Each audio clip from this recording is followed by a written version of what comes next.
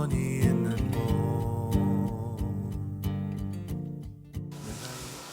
곳. 본문에 보면 사도 바울이 에베소 성도들을 위해서 기도하고 있습니다.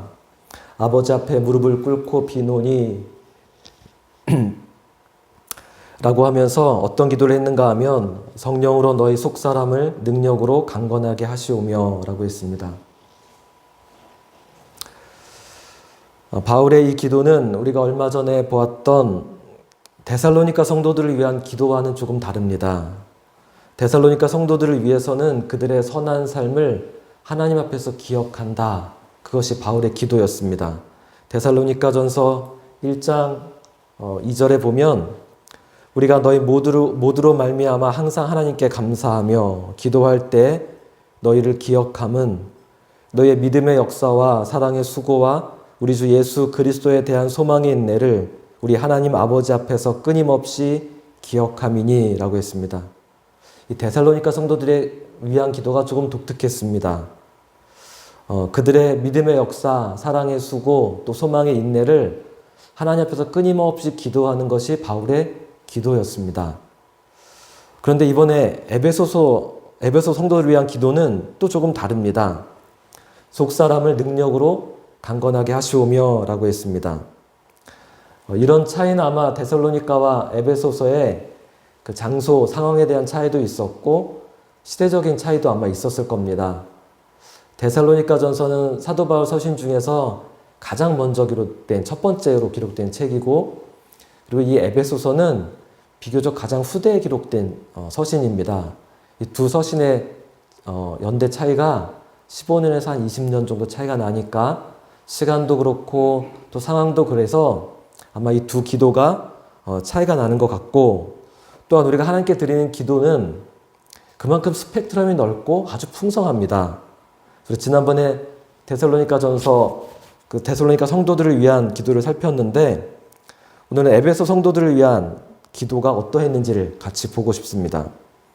바울은 그들의 속사람을 능력으로, 성령의 능력으로 강건하게 해달라고 기도했습니다. 속사람이 강건하다라는 말이 무슨 뜻일까요? 속사람, 그러니까 우리의 마음이나 내면을 말하는 걸까요? 정신이 건강하다. 혹은 성령의 능력이라고 했으니까 좀 더 영적으로 영성이 좋다. 탁월하다. 이런 의미일까요? 바울은 어떤 의미로 속사람의 강건함을 위해 기도하고 있을까요? 이사야서 26장 3절에 보면 주께서 심지가 견고한 자를 평강하고 평강하도록 지키시리니 이는 그가 주를 신뢰함이니이다 라고 했습니다. 심지가 견고하다는 말과 속사람이 강건하다는 말이 같은 의미라고 생각되어집니다. 이사야서는 심지가 견고한 사람은 하나님께서 평강하고 평강하도록 지키시는데, 왜냐하면 이런 사람은 하나님을 신뢰하기 때문이라고 했습니다. 여기서 순서를 보면 하나님을 신뢰하는 것이 먼저이고 하나님이 그런 사람에게 심지가 견고하게 하고 평강하고 평강하도록 인도한다라는 것입니다. 신뢰하는 것, 그다음에 우리가 심지를 견고하게 해주시고 그리고 평강으로 인도하시는 이런 순서입니다. 세상 사람들은 종종 반대로 생각할 때가 많습니다.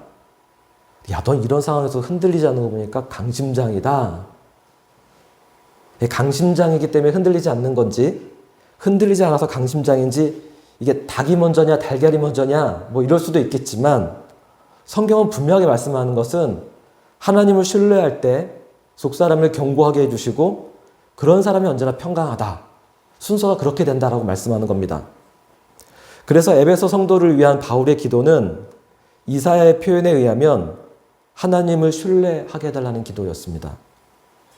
속사람이 강건한 것과 또 하나님을 신뢰하는 것은 같은 것입니다. 그러니까 우리는 이렇게 기도해야 되는 거죠. 하나님, 저의 속사람을 강건하게 해주세요.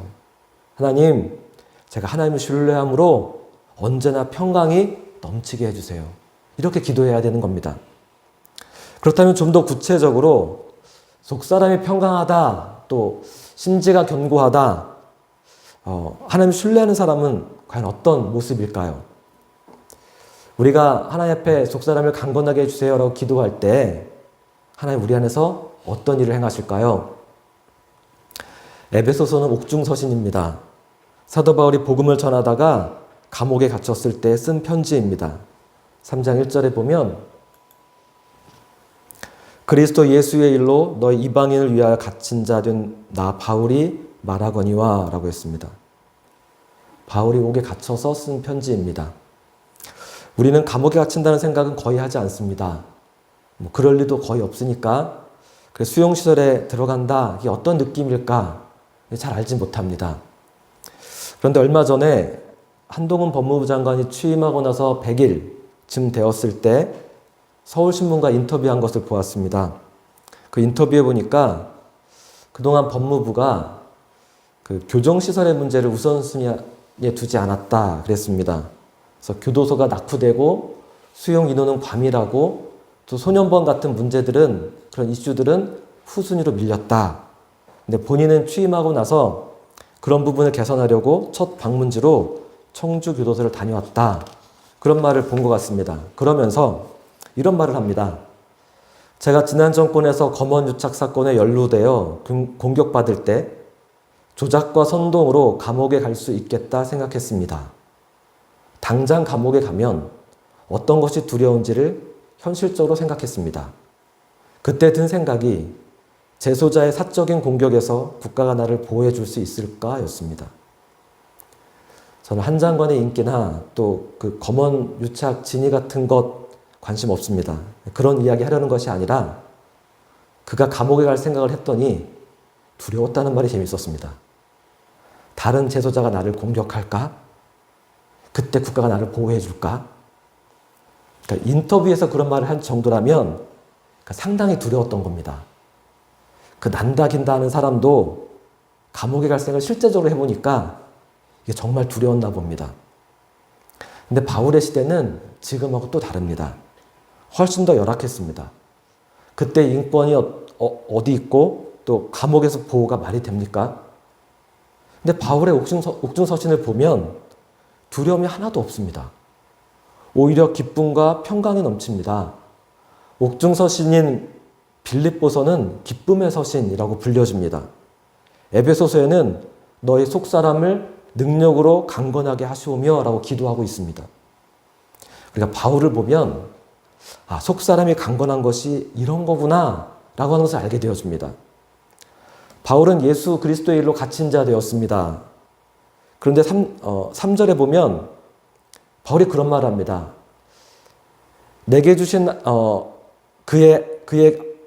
내게 주신 하나님의 은혜의 경륜을 여러분이 들었을 것입니다. 그것은 계시로 그 비밀을 내게 알게 하신 것입니다. 그러니까 바울이 하나님의 계시로 은혜의 경륜과 수많은 비밀을 알았다라는 겁니다. 그런데 그럼 바울이 예수 그리스도의 일로 갇혀 있습니다.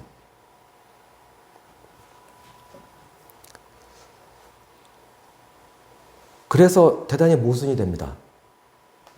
온 우주의 주인이신 하나님이 바울을 사랑하셔서 그를 일꾼 삼으셨습니다.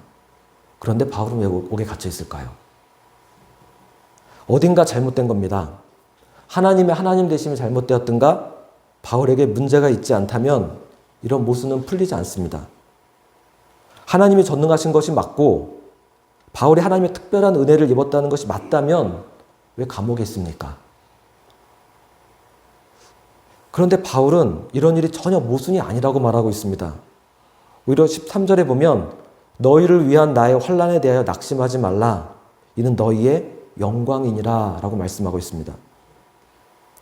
저는 이것이야말로 속사람이 강건한 사람의 모습이라고 생각됩니다. 하나님을 신뢰하는 사람에게 주시는 평강입니다. 바울은 감옥에서도 자신을 걱정하는 것이 아니라 오히려 에베소 성도들을 더 걱정하고 있습니다. 그러면서 이렇게 일깨워줍니다. 나의 환난은 너희의 영광이야. 십자가는 바로 이런 것이라고 생각합니다. 이 세상을 이기는 방식인 거죠. 우리가 십자가의 길을 걷는다라는 것은 내 삶에 어려움이 오는데 그것을 영광으로 맞을 수 있는 것입니다. 이러한 삶을 살아가는 사람을 바울은 하나님의 일꾼이라고 말했습니다. 오래전 일인데 제가 아는 목사님께서 한번 농담 삼아 그런 말을 한 적이 있습니다. 나는 돈키호테 같아. 내가 설교하면서 큰 소리 뻥뻥 치거든. 근데 맨날 현실이 똑같잖아. 이게 뭐냐고, 돈키호테지. 저는 그 목사님이 스스로 돈키호테라고 말하는 말이 너무 웃겼는데 그게 무슨 의미인지는 제가 알 것 같았습니다. 그런데 그렇게 생각하는 사람은 하나님 신뢰하지 않는 사람입니다. 속사람이 강건하지 않은 거죠. 세상의 기준으로 바라보고 있는 것입니다. 우리의 삶 속에서 진짜 아이러니가 무엇인가 하면 바울은 이렇게 고백합니다. 오늘 본문에 보면 지극히 작은 자보다 더 작은 나에게 측량할 수 없는 은혜를 주셨습니다. 이게 진짜 아이러니한 겁니다. 지극히 작은 자보다 더 작은 나한테 하나님 측량할 수 없는 은혜를 주셨습니다. 이게 진짜 모순입니다. 바울은 육체 연약함이 있었습니다. 그것은 사단의 가시화도 같았습니다. 바울은 이것이 떠나게 해달라고 3번이나 기도했다고 했습니다. 3번은 숫자가 아닙니다. 간절함입니다. 충분히 기도했습니다.